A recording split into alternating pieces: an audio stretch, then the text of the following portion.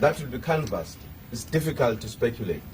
I think, in a sense, they've said the group right as one of their issues, and they've said they're ready to discuss the issue. So you can't indicate exactly which issues they will give in and what issues they will not give in. I think what will count in the final analysis will be how much we put our struggle forward to achieve what we want. I don't think we could say, look, this is what the government is ready to give in on. It's difficult to say that. Of course, this question, in a sense, also relates to what we do then in the struggle, like the 4 pillars. The MK question. Well, that's a complex question. It's not a simple question. Partly this is what I wanted to contribute on, slightly different than than the manner in which the question has been posed. I'd wanted to deal with the question of the criticisms that have come from some quarters in the country criticizing the ANC because it is discussing the obstacles with the government. And people are saying, this is selling out. And some people are saying the ANC did not consult us. Organizations. I'm not talking about our own people. I'm talking about people who are not our own, who have never consulted with us or wanted to consult with us on any other issue. Certainly they see the need for us to consult them. Now, I think, comrades, this is an important area, and it will come back to the questions raised. An important area to look at, because at times people, and I've known of no liberation movement that has went into any discussions willingly. It is always regarded as some sellout of some kind.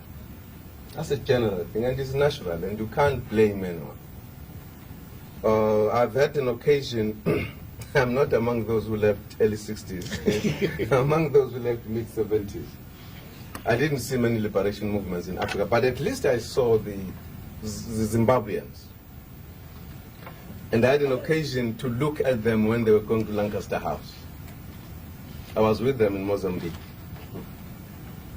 They were literally taken and bundled into the plane to negotiate and to come out with a solution, whether they like it or not. There was a famous meeting where the presidents of the frontline states called 2 leaders of the Patriotic Front, Goma and Mugabe. Somewhere outside Africa, there was a meeting of the non-aligned movement. And they called them and they said,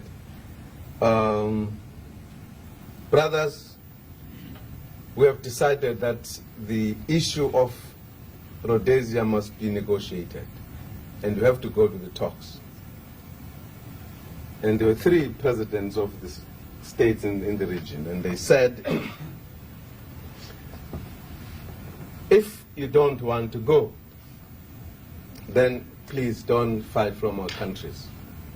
Pack your bags and fight from your own country, if you don't come back with the solution.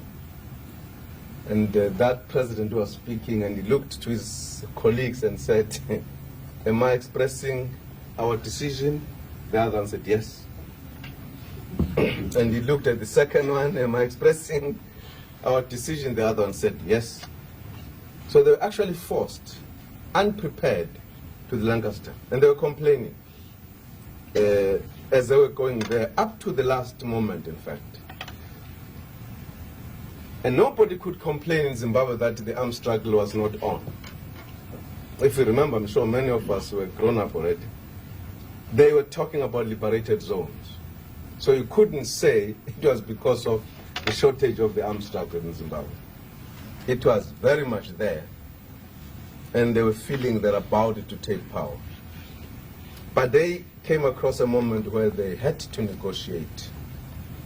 In fact, if you think seriously, hardly any struggle that has ended up with someone standing with his AK-47 on top of his former oppressor and saying, now I've defeated you. Many of them have ended up at the end of the day because of specific conditions that people had to come together and talk. Angola and Mozambique, the popular ones, they ended so because of the conditions in Portugal. So at some point in the struggle, this moment comes.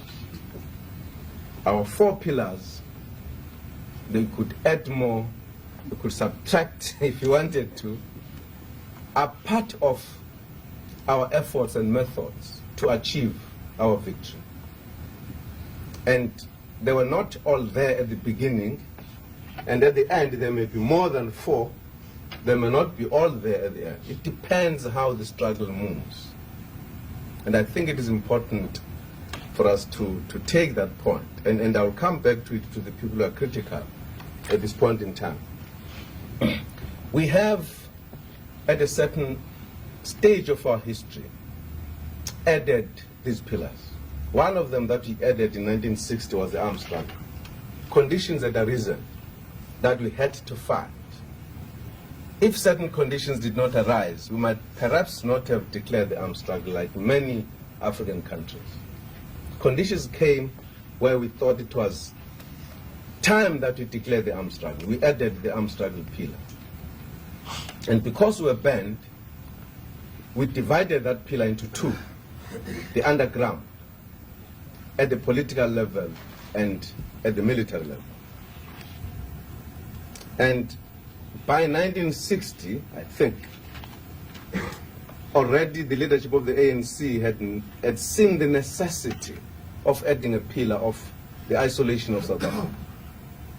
I think you will remember that Chief Luthuli was the first to call for disinvestment in 1959.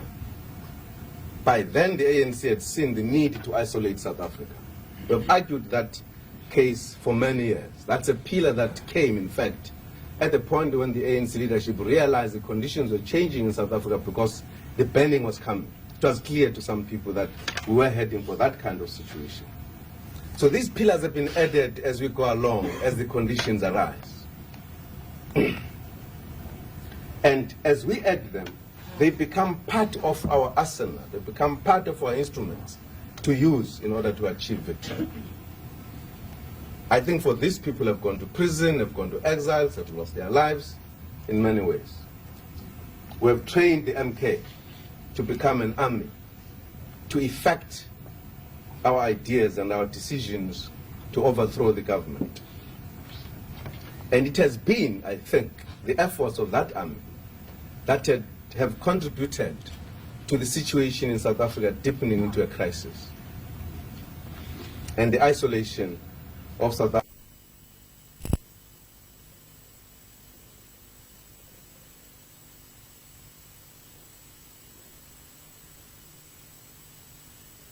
Being nice, he's being courteous and saying, let us talk. But the fact of the matter, diplomatically perhaps it may not be said,